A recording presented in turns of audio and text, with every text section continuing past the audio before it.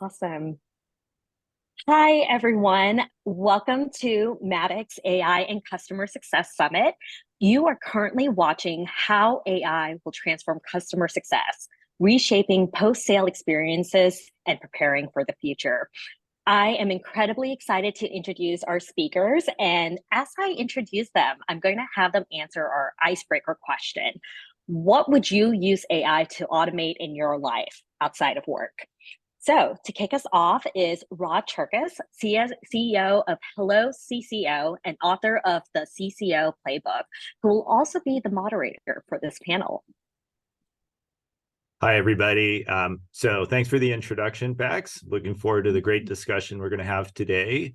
What I would automate is an alert that lets me know when my kids are starting to use Apple Pay at wherever they are. They tend to use Apple Pay all the time. They think that, mom and dad are paying for this. I'd love like a 5-minute heads up anticipation. So maybe I could text them on the phone, find out where they are. Awesome. If anyone's looking for a product idea, I feel like there would be a lot of customers for this one. We also have joining us today, Mary Poppin, president of HRIZONS EX and former CCO at SAP and LinkedIn. Great. Hi, everybody. It's really great to be here. I'm looking forward to the discussion. Rod, that was a really good one. Kind of puts mine to shame. But one of the things I get overwhelmed with is trying to figure out an itinerary when I'm going to travel to a new place. And for some reason, I either get voluntold or volunteer to do it. So I spend a lot of time doing it. So I would love for AI just to be able to surface an itinerary that my whole family would love, and it would be perfect. Another great idea. We also have Ralphie English, VP of Customer Success at DeepGram. Hi, everyone. I'm excited to be here today. Mary, I think your idea is really close to mine. If I could automate anything, it would be a personal assistant. I think maybe I might even need a robot. But when you have a really big family and you have multiple children who are in sports, one is in college, managing calendars, to-do lists, events is really hard. Even like reminding myself when to set an appointment. So if I had like an AI-powered personal assistant, I would be extremely happy. Sign me up for that one too. And last but not least, we have Syed Hussein, VP of Customer Success and CX at Hummingbird. Hi, everyone. Great to be here. So I would use it to essentially build my menus for the week. So I'm the cook in the family. Every Sunday I sit down, I'm like, what am I cooking this week? What type of food, Nikuense, Korean, whatever it may be. And then I put together the list of ingredients. So I would love AI just to be like, I want this type of food. This is the protein. This is the vegetable content. This is the starch for 3 people, 2 people, whatever it may be. And it literally just go in there and tell me what I should be eating. And then a little caveat is like midweek, it would know what's left in my fridge. So if I go up and I'm like, I don't have time to do that one dish, it's an hour and a half, just tell me what I can make in 30 minutes with what's left in my fridge.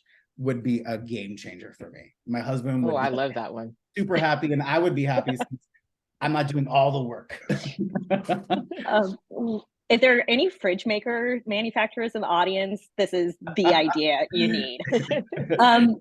We originally were supposed to have Monica Perez, who's the head of customer success Americas at Notion. She's unfortunately under the weather today and unable to make the session, so we will have to make do without her. But without further ado, I'm going to pass it off to Rod. Great. Thank you, Bex. Well, we're looking forward to having a really good discussion. For those of you that are tuned in, our goal for this discussion is to make this as actionable as possible, to give you practical ideas that you can go back to your business and apply things every day. Because there's a lot that's possible, but the idea is, what can you go do and make an impact on your business? So we're going to be facilitating this discussion. Please feel free to ask questions in the chat along the way. We're going to leave some time at the end for Q&A. Now, I remember when back last November, I got a text from my daughter at college that says, "Hey, Dad, you have to try out this thing called ChatGPT."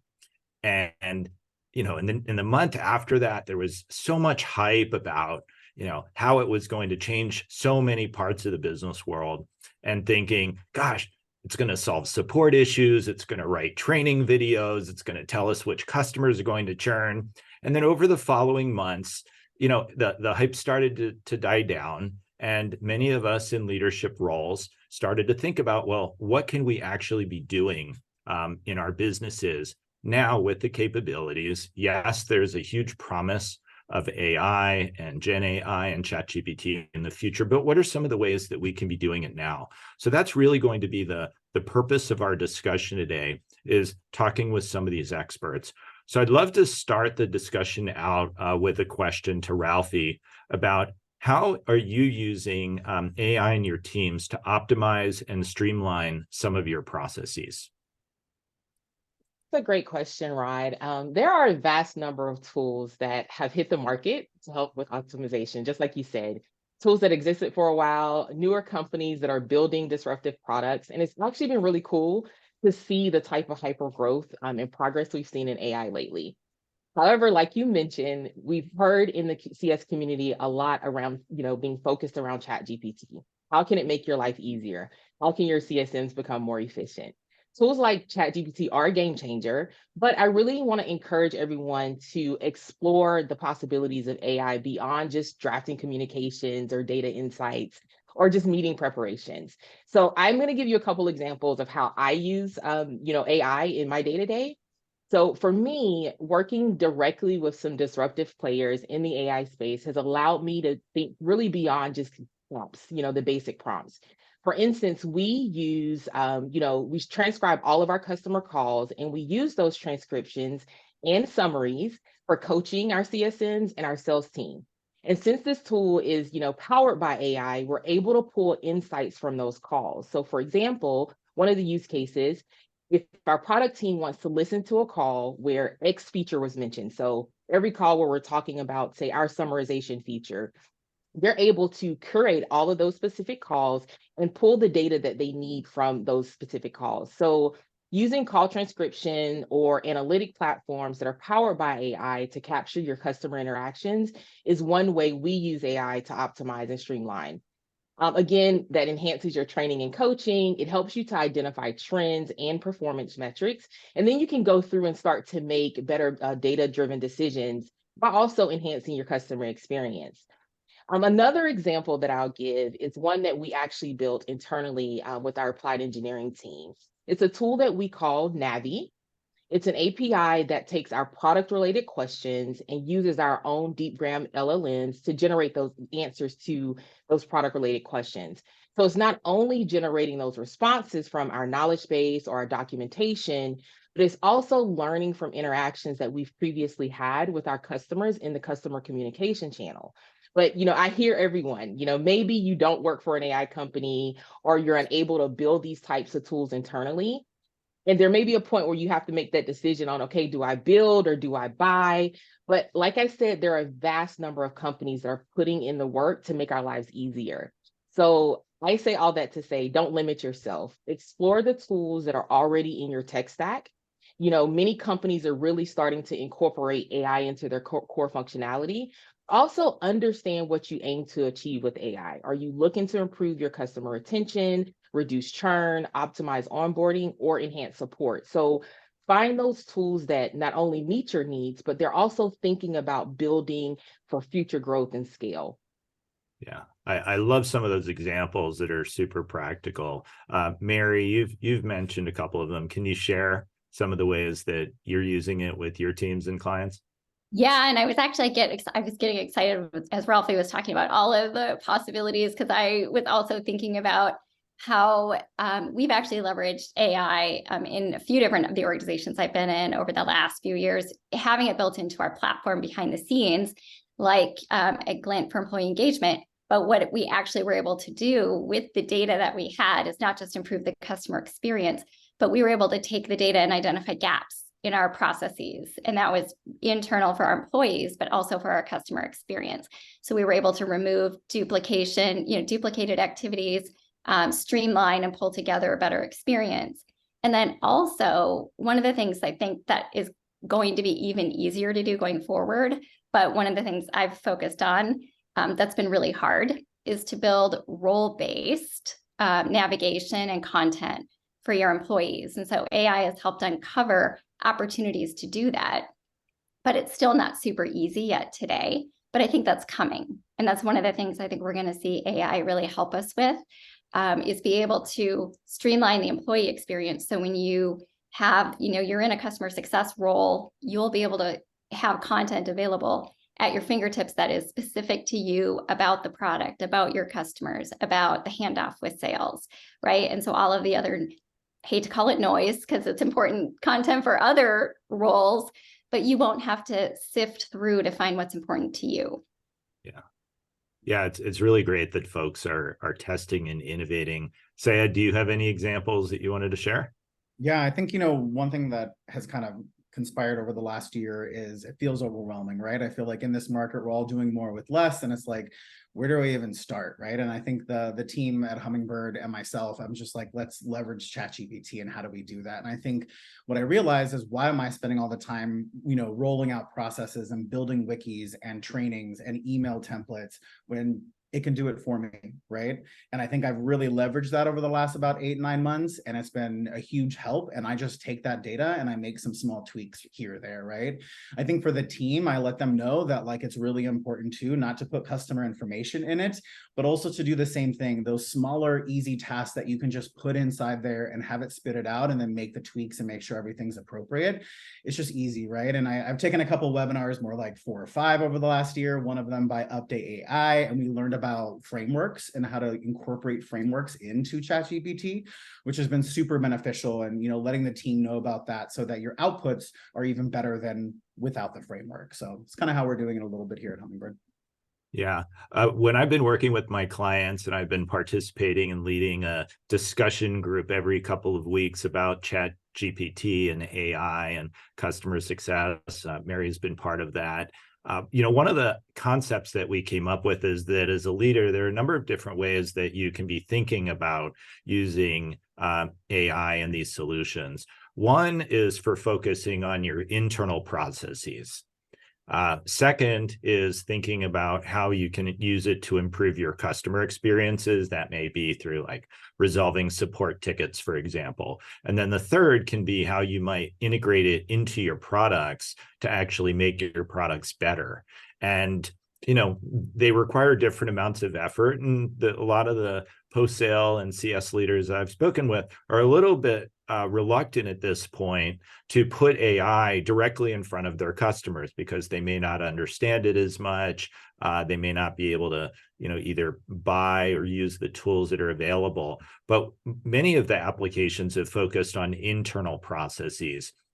I wanted to give 2 examples that I've seen with my clients. One of them is a CS leader, and they're trying to build out what is often called like digital touch or tech touch for a group of their customers. And they were, sort of struggling with coming up with, ideas on what to do.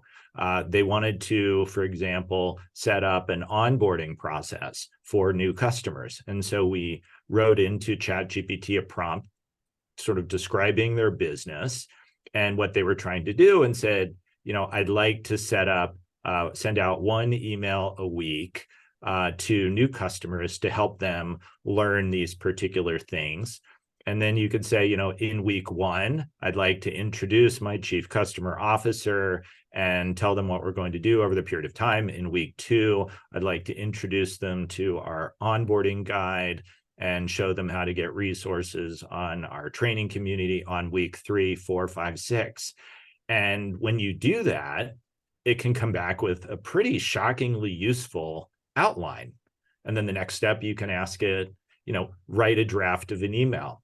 And the idea here isn't that you copy and paste it, but a lot of folks struggle with, how do I get from I don't have anything to I have something in practice? And one of my clients within a week had sort of this outline draft of emails, and then could start testing this onboarding sequence with the new customers that were going to come in over the month.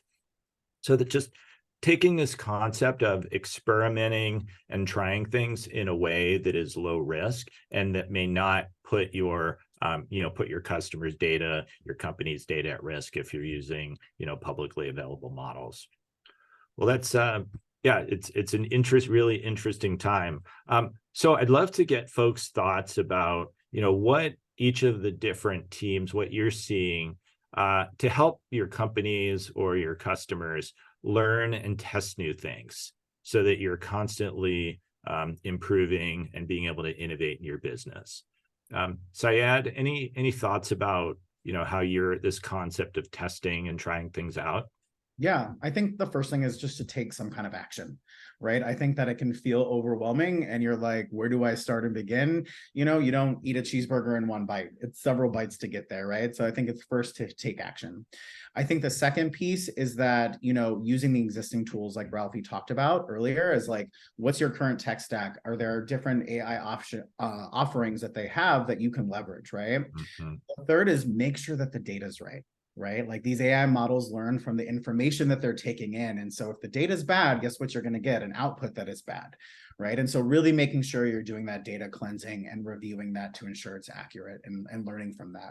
And I think the last thing is that you're not alone, right? I feel like so often it's like you can be in a silo in your CS and you're just working with the customers. Here at Hummingbird, they came up with essentially an AI pioneer team, and it's a cross-functional team that's come together to talk about AI and how we're going to leverage it. Are we going to build it? Are we going to, resource other platforms to help us? And so getting ideas from them as well and learning from them, right? And like not having to commit the same mistake because they maybe have gone through it, and making sure you apply that moving forward to how you invest in it. Yeah. Mary, any thoughts from you? I love that. Did you call it the pioneering team? Yeah, AI pioneer team. Yeah. So I've been using SWAT team and cross-functional SWAT team, but I'm going to steal your label because I think it's more descriptive of what they're doing. Yeah. But the reality is having a team that can do all the things that you were talking about, Rod, and come up with new ways of doing things, but not just trust, right? That just because the AI is recommending it, that this is the way to go. You need an opportunity to see in the business context and apply sort of the knowledge that your team has to how it really can work well. And so it's really that kind of A and B testing, right?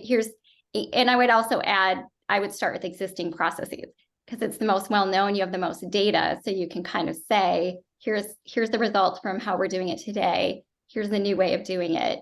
Use those same measures and you can see where those improvements are.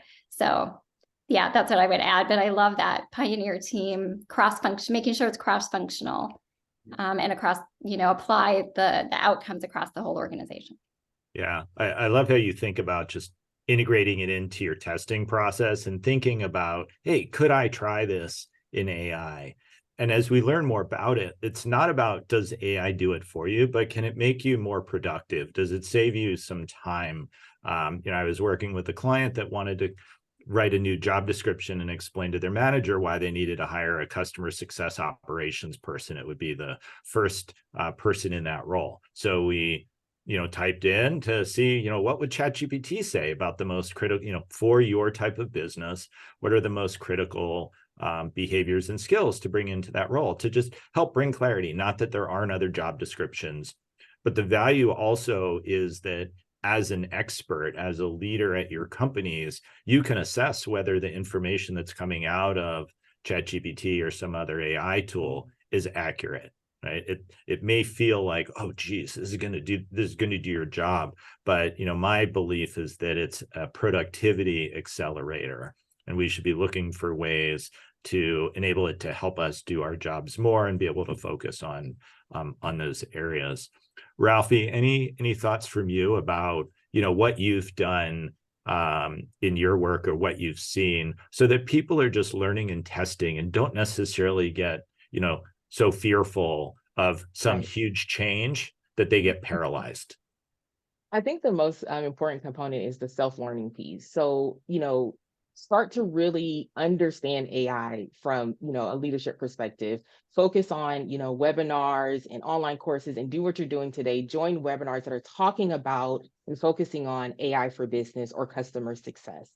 Subscribe to AI focused blogs. I do that a lot. I follow a lot of people that are talking about what's happening, what's trending in the industry. So, it's already overwhelming because there's a lot going on in the AI space. But when you really start to dig in and understand those different components, it helps you to hone in on what you should be focusing on as a leader.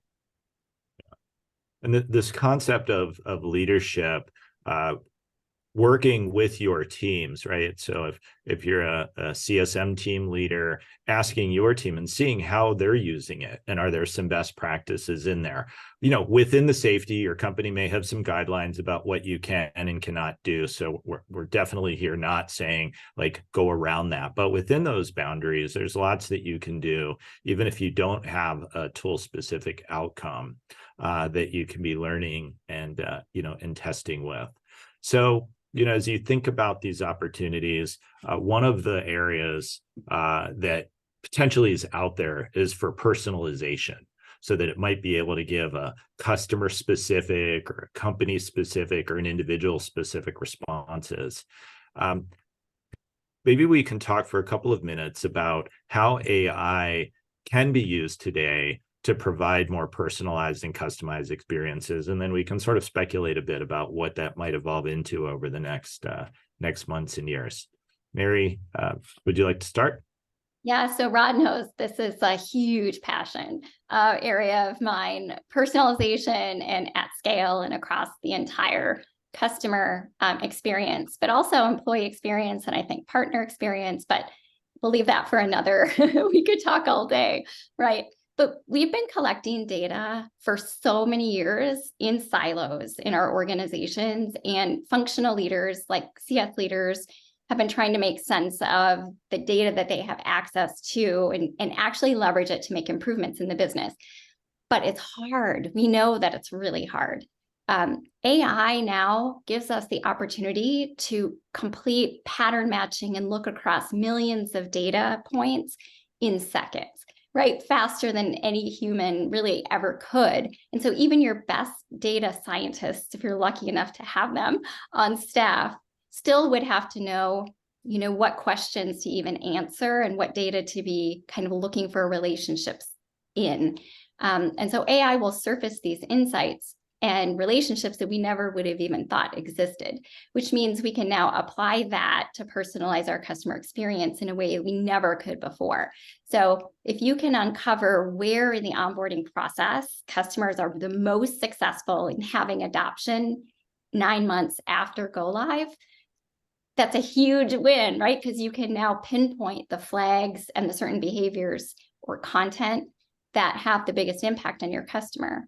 And that's why I get so excited about this, because we now have technology that will allow us to look across the data that we've been collecting and actually use it, right? To create value for not only our customers, but the employees. We can make the employee role more strategic. We can provide surface insights for them that will allow them to reach out to their customers to share things their customers never would have thought of. So now that employee is a hero to that customer. So there's tons of opportunities, I think, still to uncover related to this, but we have a starting point. Yeah. Is there an example that you can think of that you or your teams have used, some type of personalized experience that's now available? We actually created what we called it was a guided experience.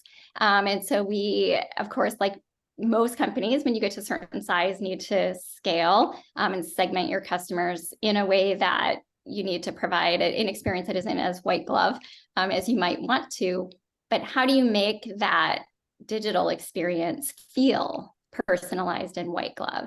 And so my team at Glint, we were actually able to take a lot of the data from our CS system, our support system, all of our product usage data, and we were able to run analyses and sort of figure out where the biggest value would be in the human touch along the journey for those digital customers, self-serve, and then which activities we could surface for them along the journey based on their maturity that would help them implement faster, but also adopt faster and upsell.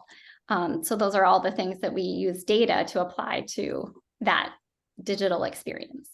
Right. Ralphie, do you have an example that you can share about creating personalized experiences for customers? Absolutely. And kind of piggybacking on the digital experience, when I think about digital customer success, I immediately think about conversational AI tools like chatbots.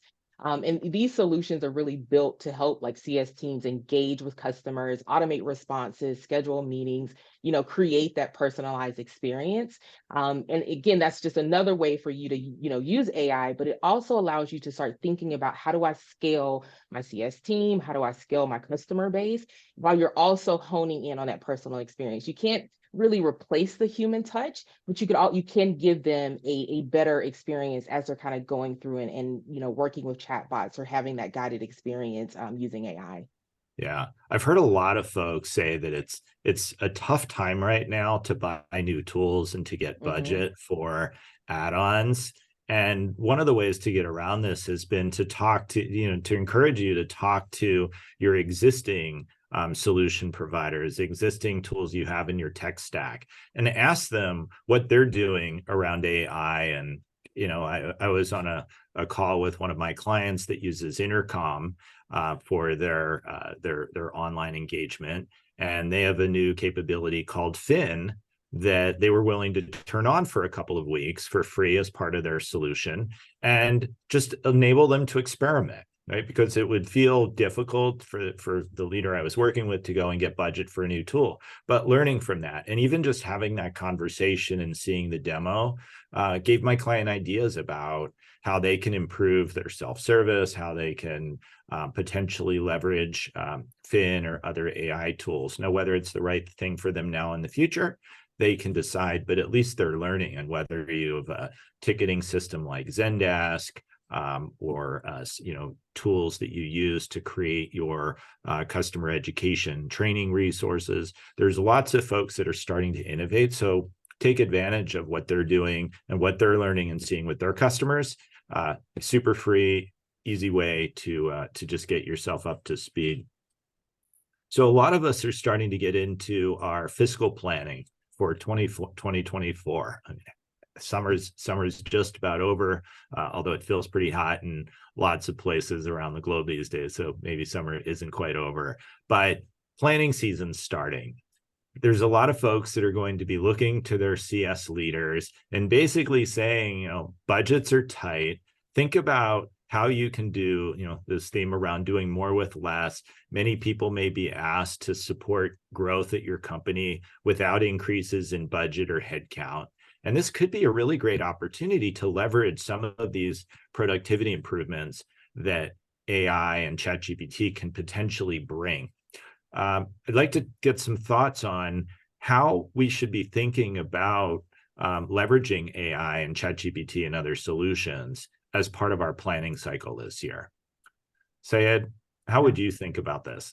Yeah, I think, every year we kind of go through this process of headcount, tech stack, like what is everything looking like? How are we planning for the upcoming year, right? And I think the way I approach this is always like a moment of discovery, right? And sitting down with my CS leadership team, my amazing head of CS strategy and operations, Emily Smith Christine, and we're just having these really in-depth conversations of like, what are the problems and the gaps that we need to try to fix, right? And once we kind of have that, then it's about taking that and putting an action plan together, right? And I think with AI, the way I've approached this is kind of breaking it up into two buckets. Is first, like I think we've talked about here, is evaluating your current tech stack, right? It is amazing to me, and we've already started this process, how Intercom, Gong, WorkRamp, Churn Zero, Matic all have some kind of AI functionality that they've built, right?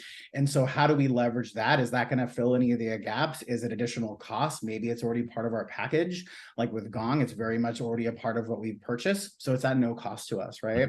So that's first and foremost. The second bucket is then, start looking at like what is out there. So the other gaps and the problems that we're trying to solve. Are there systems and platforms out there that are either new or have been around that are starting to do and help what we're trying to solve, right? I talked to a lot of founders, I feel like this year, that are like, hey, can I talk to you about a CS idea that I have for AI? And I'm like, yes, let's have a conversation. And I think, just knowing that and experiencing that, there's so much out there right now. So it's just about then taking some of that time and doing the work and the research and figuring out if there's anything else out there. And that's kind of how we've approached it thus far. Yeah. So there's concept that you brought up of looking at tools and potentially budgeting for additional tools. And then a lot of times it can just be process improvements and productivity improvements.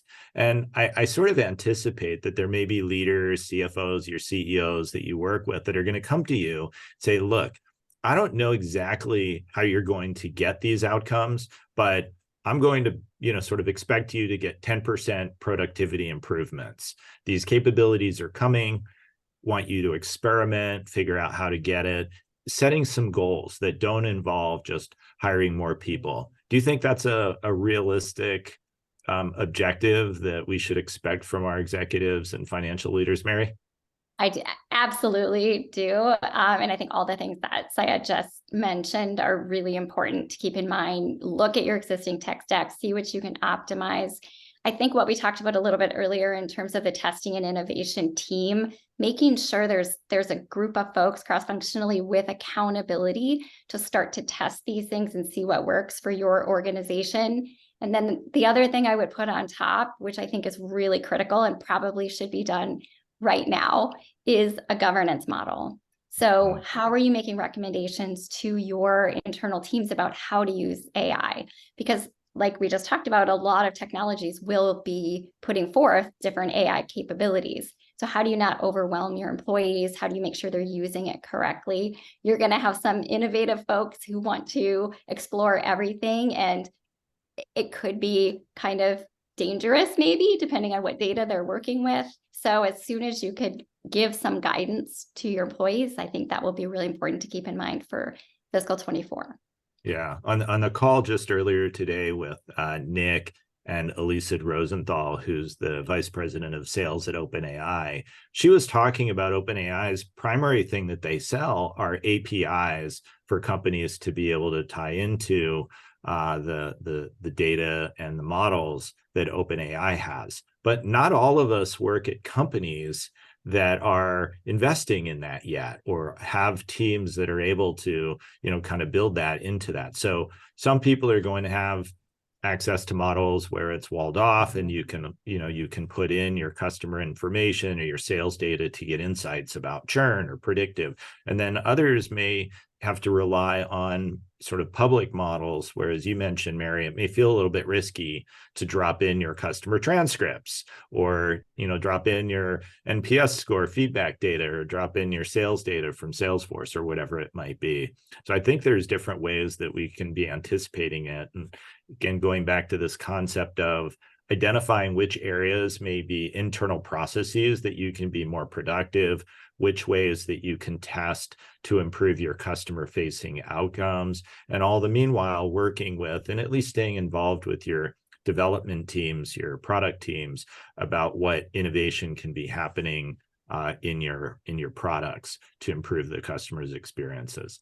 Lots of different things. Ralphie, what's your thought about your approach to planning for next year? For me, I used my buckets. I said, okay, which areas can I make the biggest impact? Retention, reducing churn, optimizing, and onboarding. And I did exactly what, Saeed and Mary talked about, is really looking at outcomes of each one of those buckets. Wherever I could make the biggest impact is where I really wanted to start focusing my time. And that's what I'm going to continue to do. So finding ways to improve internally, even externally, in those areas is where I'm really focusing. So I think bucketing your system so you're not overwhelmed with those specific areas will definitely help you create that strategic plan. Yeah, for post-sale leaders and customer success leaders, this constant improvement is just part of our DNA and part of what we do. And I think this is a really great example of how we can use these new capabilities to continuously improve our outcomes. I'd like to ask one last question, and then we can go to Q&A. Just real quick question to Mary about some of the ethical considerations. I know that CS leaders I've talked to, some of my clients, are a little bit concerned about using these models and using these solutions in customer-facing situations. How should we be thinking about the risks and ethical considerations about this? this kind of goes back to why the governance model and the guardrails, if you will, are so important. And there isn't like a quick win at the moment. Unfortunately, there isn't just a single playbook that will say, do this. So I think, it's all of us need to kind of help put that together for the market. But I think as much as possible, letting your teams know, what is appropriate to do, reminding them what data they have access to and what they can do with it today.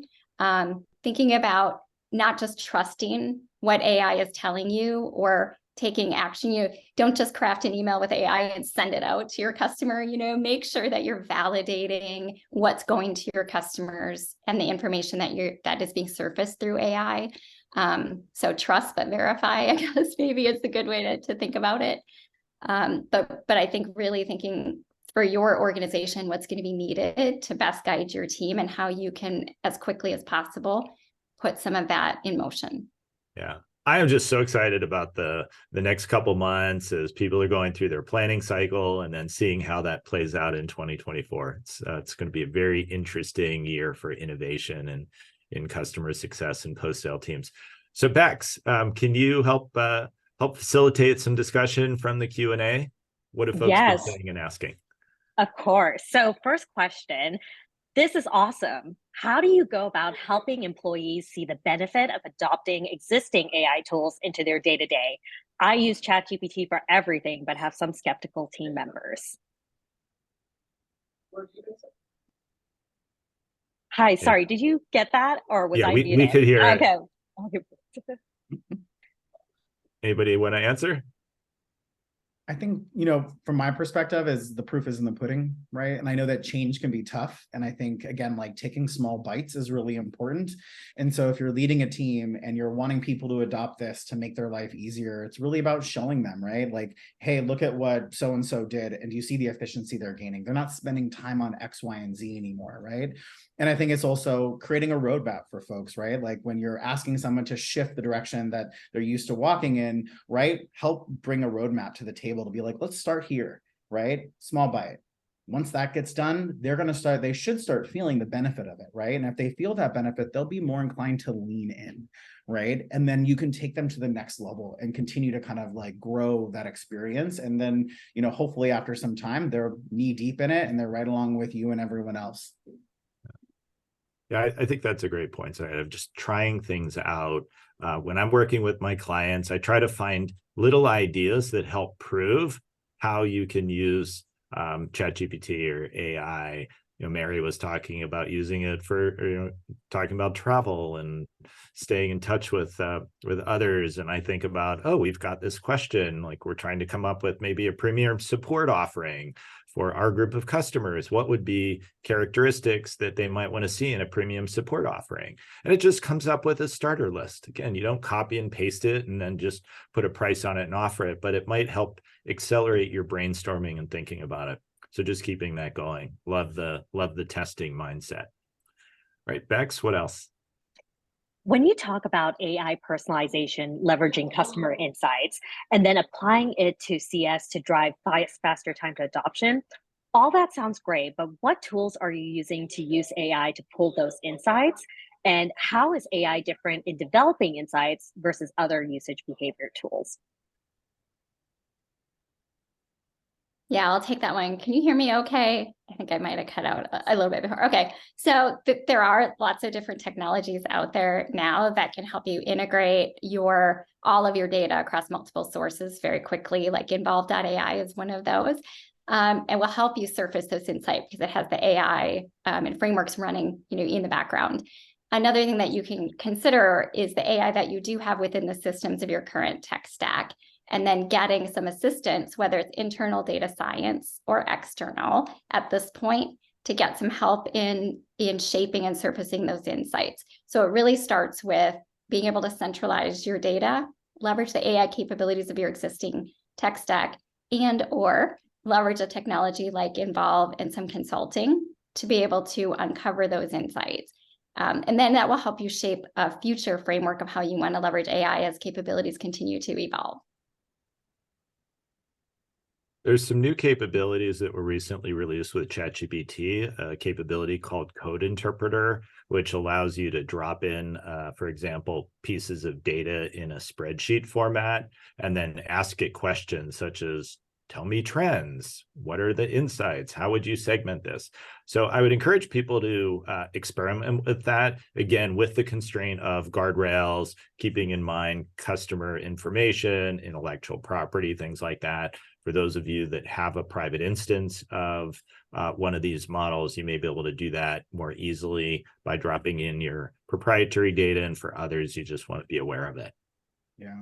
So I'd love to ask a question of the audience. If you could put into the chat, please, like one thing that you've used ChatGPT or AI for in your business to date. Like, how have you tried it? What are you using it for?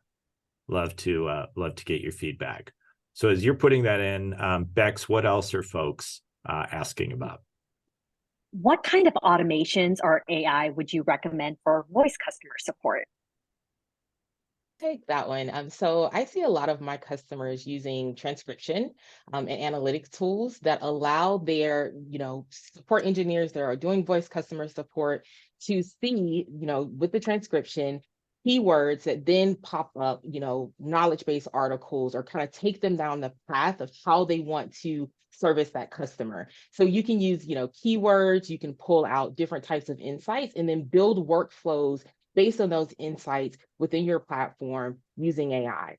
It also allows you to pull additional, trends and analytics that you can then, measure your support engineers and those sorts of things as well. So there's a vast number of tools out there that allow you to do, transcriptions and pull that analytics. But the biggest use case I've seen is giving your support engineers kind of a workflow of how to service the customer based on what that conversation is about.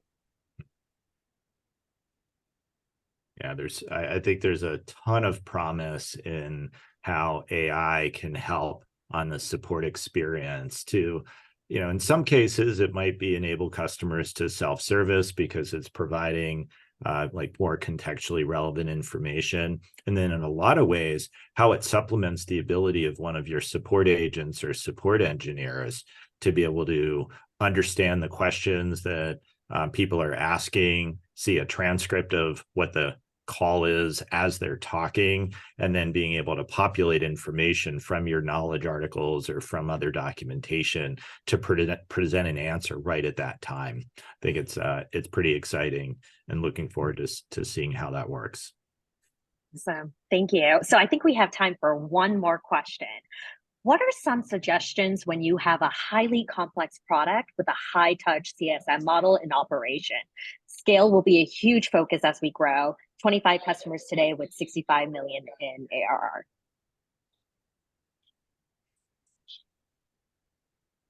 This is where I'll jump in. I think that from a content, generative AI perspective, this is where you can gain a lot of scale in templatizing communications, using AI to summarize meetings and create a value review deck, for example, that you can review with your customers, using AI to get information to put into a QBR template. These are all things that will help CSM, who has 25 customers, try to stay proactive. And then I think on top of that are the things we talked about related to using the data that exists. So here's where your biz ops team really needs to get involved, maybe IT, in starting to help teams leverage the data that exists to start to predict what customers are going to need, and or at least share an easy summary of where the customer is so that the CSMs can take, quick, accurate action. And I think one thing that I feel like is important too that we've done is your tech touch is for those customers that maybe not warrant a CSM, but if you have your high touch customers, you should fold that in there, right? And so I'm gonna put, Matic has one pagers that we've created, and they automatically go out as a QAR to our customers that necessarily don't warrant a CSM. But that same thing I leverage in the customers that we do talk to all the time, right? And sometimes it's just that email to give them some data points on like how things are trending or going. Then they come to your monthly check-ins or whatnot with more information, and then you can have a richer conversation, right? And so, leveraging and kind of folding what you're doing with, the customers that don't have a CSM with the customers helps that scalability, and the CSMs can do more essentially. Yeah, there's lots of ways I think that people can experiment with, in this high touch model to help make your CSM teams even more productive. Summarizing, as we just kind of described, summarizing interactions. You could get summaries of your summaries because you might have multiple people that are working with different business units to understand your trends, and also as a way to help you highlight some of the areas for investment where you need to follow up for understanding sentiment. So we're just about at the end. I wanted to thank everybody for their engagement, and just really for those of you that are listening, encourage you to innovate and try things out in a safe way, right? In a way that helps you learn, helps you improve your internal processes, helps you improve your customer experience. And as these tools and solutions get built out, they're surely going to help you in even more ways, but you don't necessarily need to wait for that future. You can be starting now, and there's lots of great peers out there that you can learn from. Awesome. Thank you. And with that, we are at the end of our session. I know there were a few questions, actually not a few, quite a number of questions we weren't able to get to. We'll be passing those along to our speakers and sharing their answers along with the recording of the session in our resource hub. So all summit attendees will be notified when the hub is live. So thank you so much to all of our wonderful speakers today for joining us, and thank you to everyone else for attending.